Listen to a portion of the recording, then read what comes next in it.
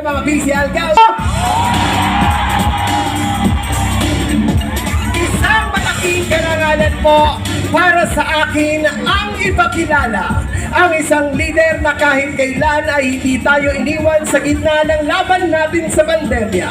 Ang isang leader na tunay na nagbigay ng pagmamahal, malasakit at kalinga at lalo higit ang ating kaagapay sa oras ng ating pangangailangan. Ang batang galing sa hirap, nagsumikap, ang batang Maynila, Yorme Isko Moreno Pagpagoso! Mafia. Real talk on my man. Bars pero broke my man. This bars like mga dope na women. Wala na yan, pwede mo na makunin. Wala akong ayos kasi madami parahan. Ang anak na yan, pwede ka kinakabahan. So tumibok pero di dahil sa chicks. Dahil sa 4 million 506. Bilangin na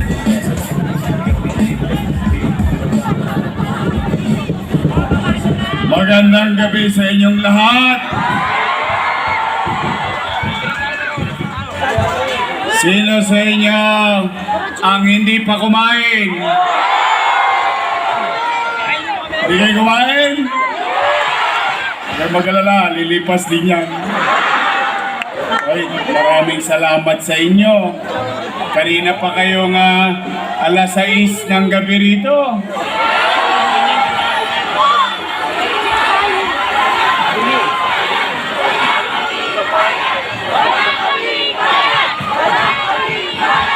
Wala kayong J.O.? Balita ko, kanina nagkabigayan ng 1,000 eh. May kilala ako, parang taga-kabila yata yun. Pero nandito pa rin kayo. I love you. Sa ating mga kapitbahay na nandito, sa mga naperwisyo namin, pasensya na kayo. Ako na humihingi ng pasensya. Anyway, paminsan-minsan lang naman ito. Maraming salamat.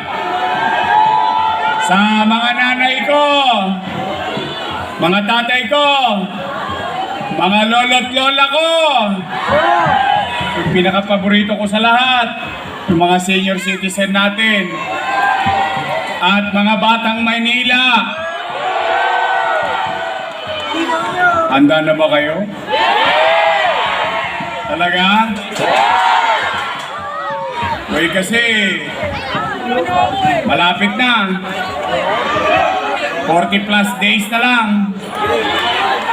Gusto nyo bang bumango ulit ang Maynila?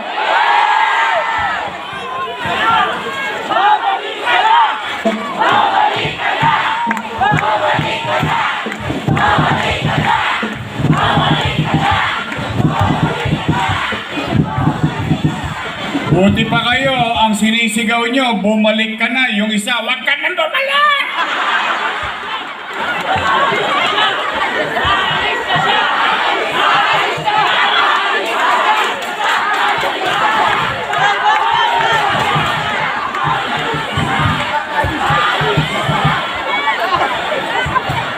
Uy, nako, Diyos ko. Kasi, ang sabi yata nung ilan, wala na raw babalik.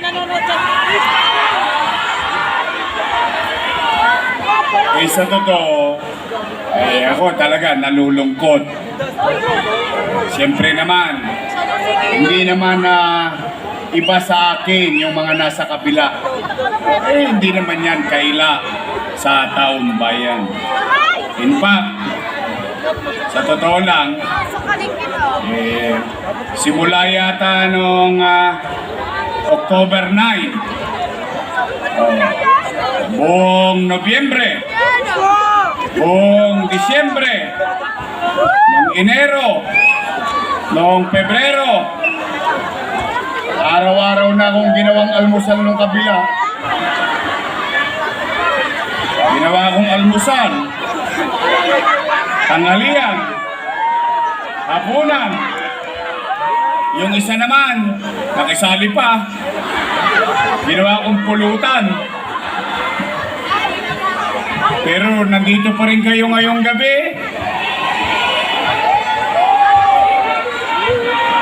Alam niyo, I love you. Parang may asim pa yung sumigaw nun.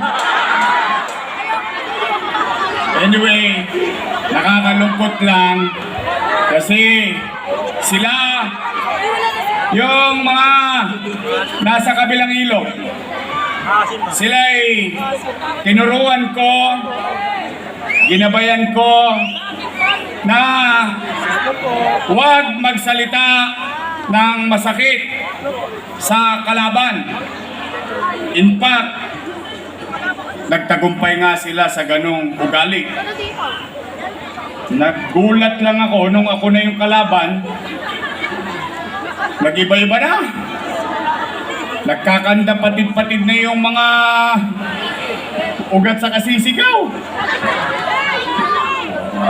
Basta ako, ito, mga batang Maynila, hanggang doon sa Kodli, dito sa harapan, dito sa Wakali, dito sa Nanga. Ito panawagan ko sa inyo. Pagpasensyahan nyo na ako at ako naman, ipakikiusap ko na lang. Pigilan ninyo ang inyong mga damdamin. Alam ko, gigil na kayong sumagot sa mga panira nila. Pero huwag kayong papatol. O eto, may mga chairman dito, nandito. Sinasabihan ko din sila. Bakit? Ayoko naman magkasakitan pa tayo ng damdamin. Hindi naman ito tungkol sa mga politiko. Tungkol ito sa taong bayan. Bakit ba lagi nilang iginigiit yung mga pagsasama-sama naming mga politiko? Bakit hindi natin pag-usapan yung katatayuan ng mamamayan? Lagi na lang ako yata sinisingil ng utang na loob. Ako naman, gusto ko marinig nyo na rin sa akin. Ako po, hindi po ako nagtagumpay na mag-isa lang. Yan ang katotohanan ng buhay. Ako, solong anak ni Joaquin Domagoso, a.k.a. Botete. Botete po tawag sa tatay ko sa Pier. Batang Pier 8 tatay ko. Medyo malaki siya noon. At ang Diyos noon si San Miguel.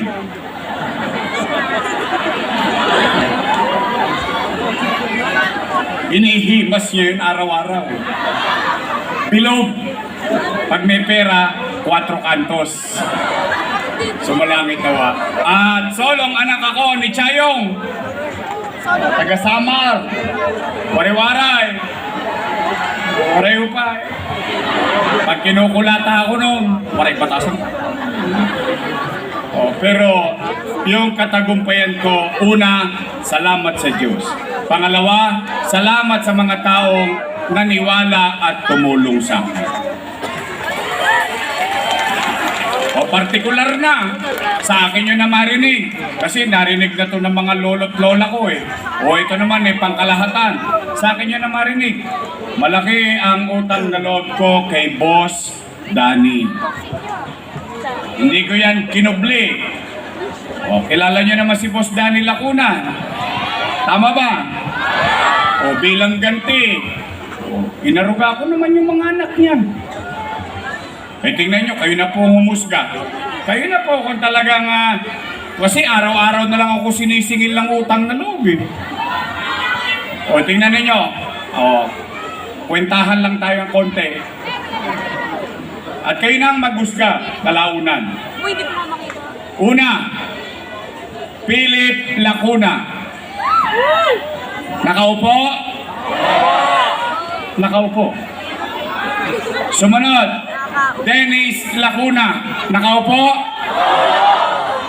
Dalawa. Sumunod, Lay Lacuna. Nakaupo? Tatlo na. Asawa ni ate. Box Pangan. Nakaupo? O yan ang may gawa ng online schedule nyo sa health center. Real talk lang naman. O panglima, si ate. Nakaupo? O di salamat sa Diyos. Ilan sila? Happy? Masaya ako. Dito to. Bakit? Yung hindi nakamit ni Boss Danny, nakamit ng mga anak niya. Ay bagay naman ang aking pinagpapasalamat sa taong bayan. O pinakisuyo ko sa inyo, pinagbigyan ninyo ko. Ngayon, kung sila ay nagbuti sa kanilang trabaho o hindi, hindi ako para humusga. Taong bayan ang mag-uusga niyan. Kung sila ay nagbuti, dapat ang inuulat na lang nila bagay na ginawa nila sa loob ng 3 taon. Tama, mali? Ang taong naninira kasi walang nagawa. Tama ba? Kasi hindi rin maganda